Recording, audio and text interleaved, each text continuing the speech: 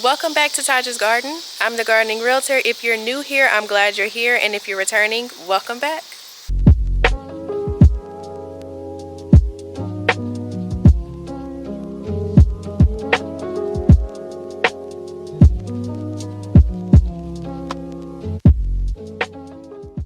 Today we're going to be talking about the plants that you can plant right now in September for Zone 7B. First, I'm going to show you guys how my garden is looking for now, September.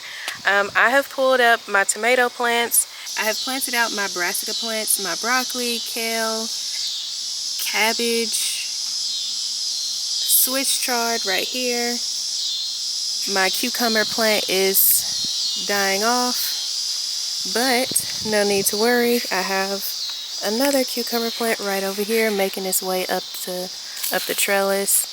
And my bean plant is dying off too, so I'll be pulling that up. And then the only thing that will be on this side of the trellis is my cucumbers. I also have had a lot of volunteer plants to pop up from the homemade compost that we had put in these beds. And it looks like a lot of lettuce, and I'm actually going to just let it stay. And I also have some tomato seedlings, which I will be relocating those because tomatoes need a lot of space, and these are broccoli plants, so we don't want overcrowding going on over here. I am going to have to prune my okra plants because they have definitely gotten out of hand.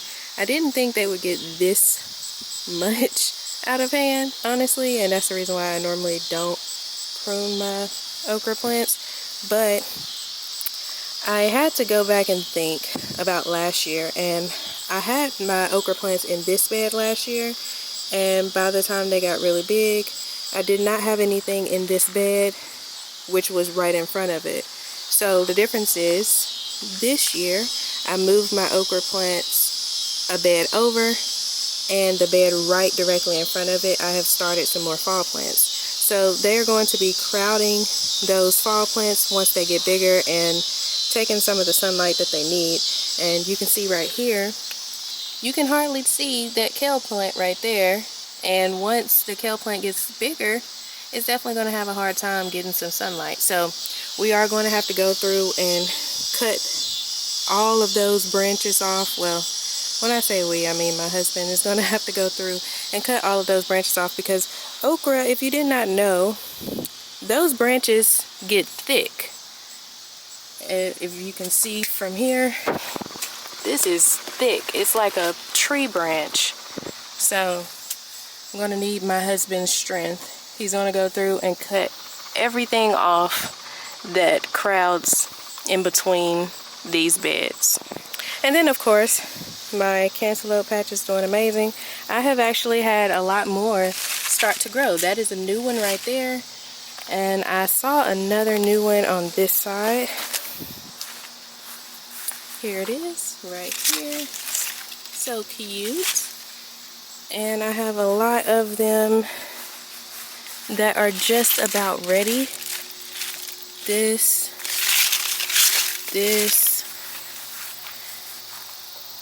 This is, I think this is the biggest one. It's not quite ready yet, but it will definitely be ready very soon. I have a lot that are going to be ready within the next couple of weeks. It looks like this cantaloupe patch is going to continue producing cantaloupes until the season kills it off, which is very exciting because I didn't really have high expectations for the cantaloupe patch because this is just my first time growing it, and I really didn't do anything special. Oh, here's another one. I didn't do anything special. All I did was just start the seeds, put them there, and just leave it alone. Every once in a while I did go through and cut off the leaves that had mildew on them, but as you can see, I've not done anything to them lately, and it looks like a lot more of the leaves have that downy mildew. So I'm just going to leave it alone, honestly, because it is starting to cool down. And frankly, I feel a bit burned out. I'm ready to be done gardening for the season. I always feel this way. I felt like this towards the end of the summer.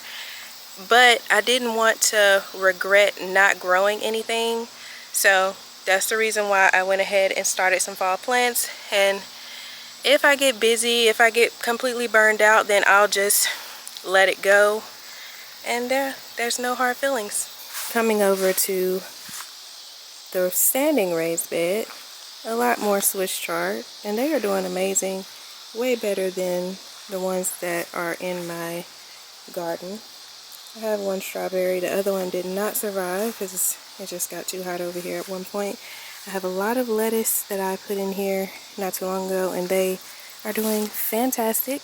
I have a couple of lettuce seedlings that are starting to pop up, and that is from just a couple of seeds that I took off the plant that I let go to seed, and I just sprinkle it across the soil, and they are starting to come up, and I'm just going to let them come up because they absolutely, and when I say they, I mean lettuce, absolutely loves cool weather. So I'm just going to let it grow. Let's go ahead and get started. So we are going to be talking about 10 different plants that you can be planting right now in September, Zone 7B. So a lot of people don't know that they can grow things during the fall. Things are starting to cool down, and there are a lot of vegetables that prefer the cooler weather. Specifically, carrots and lettuce. They absolutely love the cool weather. They actually taste a lot better during the cool weather. The cold weather actually triggers those plants to produce more sugar. So you will notice that carrots are a lot sweeter. Lettuce is a bit crunchier and a bit sweeter. There are tons of leaf lettuce. This is black seeded Simpson lettuce. If you don't have those unique seeds when it comes to leaf lettuce or head lettuce, most likely you have a store that carries black seeded Simpson lettuce. It's very easy to grow. It's a very common lettuce, and it only takes 42 days to harvest, and that is not including the days the seeds take to germinate. Another thing that you can plant right now are your peas. So peas they absolutely love cool weather. They only take 58 days to harvest, and there are some peas that actually take less days than that to harvest. So just make sure you do your research on what type of peas you prefer. There are some where once they're ready to harvest, you can actually eat the pod as well, and there are others that you cannot eat the pod. So do your research and see which one you prefer and go off of that. Next is Swiss chard. You guys know that I absolutely have fallen in love with Swiss chard because I love spinach, and spinach can be a bit tricky to grow in Oklahoma. They don't like when the temperature warms up. They'll completely go to flower, but Swiss chard you can actually grow all year round. You'll have to protect it against the frost, but it grows really fast, and this is like the next best thing when it comes to trying to find a spinach alternative. It only takes 55 days to maturity. Next, pak choi. So pak choi is a part of the brassica family. This takes 50 days to maturity. I let mine go to flower during the summer, and when I checked yesterday, I have 5 pak choi seedlings that I had no clue about. So I'm going to be planting a few more of these. I do have a lot of brassicas that I've already started, like broccoli and kale, but pak choi, if you guys don't have it, put that on your list. It only takes 50 days to harvest. Next are your carrots. So if you have not started your carrots, what are you waiting on? Carrots absolutely love this season. This takes 60 days to maturity, and what I've noticed when growing carrots during this part of the season, sometimes it takes a bit longer than what's on the pack, simply because the days are shorter and the temperatures are cooler. So definitely start your carrots. There are a lot of different varieties, some that only take 50 something days, some that take up to 70, 80 days. But try to get your quick maturing ones so you don't have to wait all the way till December before you can harvest. This specific one is Bambino carrot. And I have little finger carrots. And I'll put a list of different varieties right here along with the amount of days it takes to harvest. Next is your broccoli. So if you have not started your broccoli, I recommend finding a quick maturing variety. This broccoli is Desico, and it only takes 48 days to maturity. You don't want to get those broccoli varieties that take 80 and above, because the frost is going to be here before your broccoli actually grows ahead. So make sure that you get those broccoli varieties that have quick maturing dates. Again, this is Desico, 48 days to harvest.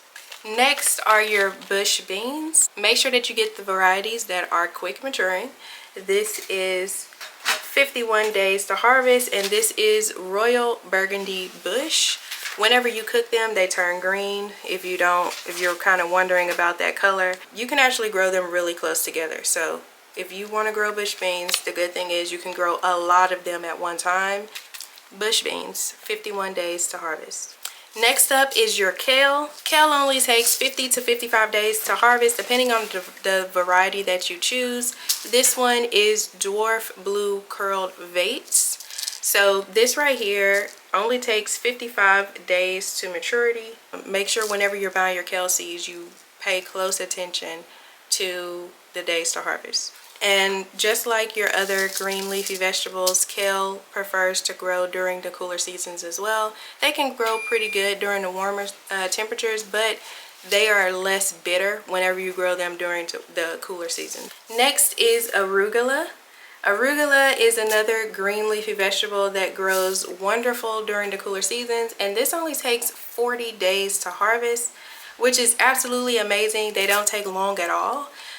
So yeah, if you love arugula, which I absolutely love arugula, the only other thing that I grow that kind of reminds me of arugula is oak leaf lettuce. The shape of the leaf, they are just very similar. So arugula is another one on that list, 40 days to harvest. And last but not least are your radishes, and I can also add in an extra one, which are beets.